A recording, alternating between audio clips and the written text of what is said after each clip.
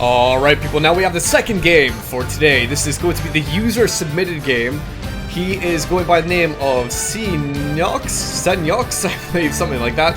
And he's loading out with the Tiger tank. So we're going to be playing on this map called Steps. It's an interesting game that he sent me just because he's done really well.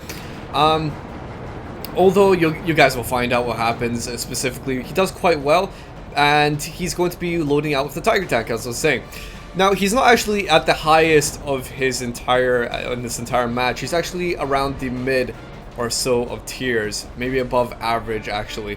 You've got just a few other vehicles. You got the Hummels, for example, 2 artillery pieces. You got a mixture of tank destroyers, but it seems like everyone else is just about medium or heavy tanks. Alright, so interesting match. I suppose it's actually quite standard, if anything. So he's going to be loading out with the Tiger tank, and this is Steps. Now, Steps is actually a sort of, it's a real thing in real life. Steps in geographical terms are actually like a large plain of grassy area, and this is what the map is actually like. It's a large plain of grassy bits, and this is actually probably one of my most favorite maps. If not, the tone of it is probably one of my favorites, just because I don't know, I don't really like the more closed corridor maps such as Himmelsdorf and the one we were just showing the last round, the Abbey. I mean, I don't mind playing on them. I don't actually hate any of the maps, to be honest. I enjoy all of them, but if I was to talk about preference, I'd probably prefer Steps such as this one over the other ones such as Abbey and Himmelsdorf, because when you have openness, open fields, you can do a lot of flanking, and I find that a lot more interesting when you can actually flank and outmaneuver your opponent rather than be doing these sort of dual battles where you're fighting, where you're shooting against each other, taking turns. I find that a lot more interesting. And I've seen quite interesting matches on this map as well, where people would do flanking things around hills, for example, using their speed to their advantage and stuff like that. It really brings out the good side of World of Tanks maps like these. So that was my opinion. You don't have to agree with it, right? So what is he going to be loading out with? He's got a few items. So let's talk about the consumables. He's got the fire extinguisher and the repair kit. So everyone should always have consumables equipped when they can.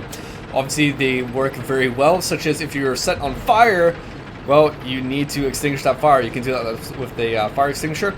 You got also a small repair kit if you're damaged, and I also personally like having a sort of medical kit or something to get my men healed up as well. If, for example, I lose my gunner or something like that, that is one of the hardest things. You know, I can maybe live with my speed going down because I can take some cover, but when my gunner is dead and I'm loading like 2 times as slow, that is where it really frustrates me. So personally, I always like to make sure that I can bring my guys back up to life as well. He's loading out with a few different equipment. You can't actually see one of them. I don't know if this is like a glitch with the actual replay system, or if he's actually not equipped the third thing. I have no idea, but what he was telling me is that he has 3 things equipped: the camouflage net, the binoculars, and the gun rammer. Now, I don't really see the gun rammer at the moment. Maybe that's a glitch, as I was saying. No idea. But he's got 3 items, so let's talk about those in turn. Camouflage net, I find a bit interesting, and I was wondering if maybe some of you could help me out on this front. On explaining the differences in why everyone uses a camouflage net nowadays. I'll explain a little bit of background there. Okay, so I left the game, World of Tanks, probably 7 months ago, maybe 6-7 months ago, and when I left at that period, probably the only tanks using camouflage net were the low tier tank destroyers, and that was it. Nobody wanted to use a camouflage net on, say, the Ferdinand or the Jag Tiger because they simply were too big. And if you guys don't know, it's the height rather than the width of the tank that dictates whether it is revealed or not. Okay, so usually these tanks such as the Ferdinand and the Jag Tiger would definitely suffer on those fronts because they are gigantic tanks. They're like multi-story skyscrapers by themselves. So nobody would have to go for that. But what I find interesting is that people use camouflage nets now on normal tanks. I find that very interesting because as I was saying, when I left, nobody used them except on low-tier tank destroyers, because low-tier tank destroyers are definitely lower in height than other tanks. So I find it interesting such a big tank like the Tiger itself is using a camouflage net. Why? I'm not exactly sure. The camouflage net is definitely universally applicable. It's universally good because it gives you a passive bonus of 25%, making it difficult for you to be seen. Alright, so that's obviously always going to be a good thing. But then again, a Tiger is such a big tank, so I don't really understand this whole thing, because people always mention, yeah, you should use the camouflage net on like every single tank that you have, and I find this interesting. Obviously, a lot of people have different opinions. There's the debates going on about it, so I want to know what your guys' opinions are. Do you think you should use a camouflage net? Personally, I might not actually go for a camouflage net on a Tiger. I don't actually have a Tiger, but looking at how big it is, I probably wouldn't go for a camouflage net for it. He's also got binoculars equipped. Now, binoculars is another interesting thing for a tank, and this is another thing that's also making my pickle think. Oh god, maybe that wasn't the right word, but making my thinker think. My tinker tink, as you guys can say. The binoculars also, when I left, was another thing that wasn't really recommended on medium heavy tanks, because they were meant to be moving, and now this seems to be like another thing that's changed around. A lot of people like going for binoculars as well on normal tanks. Now, I'm not exactly sure if I can agree with that, but then again, there's two sides to stories, because if I was to go for binoculars, I'd probably go for binoculars on a tank destroyer, because you're stationary, and if you guys don't know, you need to wait about 5 seconds before you can actually activate your binoculars, right? You have to be stationary 5 seconds. And so a tank, like a main tank like a Tiger or any normal sort of frontal bolt unit, wouldn't really be staying stationary, okay? But then again, there's two sides to the argument, because that a lot of people don't really like going for the binoculars for a tank destroyer, because they believe that, well, they don't really need it. There's tanks in front of them who are going to be spotting, so they don't really need the binoculars in that respect.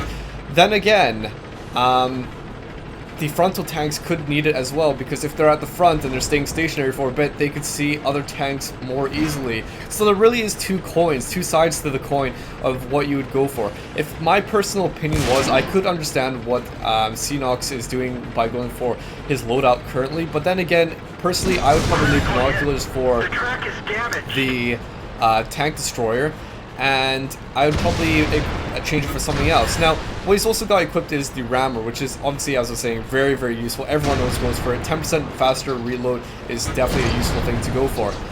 However, there's something else. Now, a lot of tanks might actually equip the gun laying drive. I believe it's something like that, where it allows you to 10% extra aiming speed. Now, I was actually thinking, hey, maybe that would be a useful thing to go for a tank like this. But then again, look at the reticle and look how long it takes to reload. Whenever you fire, obviously your reticle returns to its normal position. It sort of has a recoil, right? And so basically what I've noticed with the Tiger tank, especially when I'm looking at this, is that his reload is longer than it takes for the reticle to actually home in. So by the time he's homed in, he's only going to be halfway reloaded. So he doesn't really need a gun laying drive. It's just going to only allow him to aim faster before he's actually reloaded. So it doesn't really matter in that respect. Now, I agree with that front. Now, if I was to actually pick 3 equipments to load out onto the Tiger, what I'd probably go for is 1, the rammer. Obviously, everyone would go for that. 2, the ventilation system. Rather than camouflage net, I'd probably go for the ventilation system, because 5% extra crew effectiveness is definitely superb. And the third one, whew, that is really a tough choice. I think the third one is really down to a matter of opinion. I might go for binoculars, I might go for something else, but I'm not exactly sure. I'd probably go for binoculars if that was personally me. So 3 things: rammer, binoculars, and probably the what was the other one that I mentioned? I can't remember now. Ventilation system, there we go. Okay, so despite me doing all this talking, KrebsCOHO has been playing very, very effectively. 7 kills, and just about to take on this KV. Oh no, the base was captured just as he was about to take him out. I mean, he wasn't actually going to destroy him, but if he had like a few more seconds, he could have damaged that KV and stopped the timer going. Oh, so damn unfortunate. I mean, he could have actually done a good job. Then again, KV5, wow, it would be quite a tough match against each other, a Tiger and a KV5, especially that KrebsCOHO was down a bit on his health. But then again, he could have actually made a comeback. Pretty cool match. Playing defensively there with his Tiger, don't usually see that, but playing defensively with his Tiger, and managed to get 7 kills with it. Very, very effective. He was definitely like a one-man army by himself, taking on the opposing team. So I hope you guys enjoyed this cast, hearing a little bit of my opinions. Then again, let me know in the comments box below what you guys think about equipping the camouflage net on other tanks, normal tanks, you know, the medium and heavy tanks. Do you think that's actually a good idea? Do you think it's a good idea for going binoculars with them as well? Let me know, educate me, and I'll hopefully educate you in future episodes. So another thing I want to add is, if you want to send me in any replays, I'll also have my email in the description box below. So send it in to my email if you'd like me to cast one of your replays, and hopefully I'll get around to that sometime soon. But until then, guys, have a nice day, and see you all later. Bye-bye.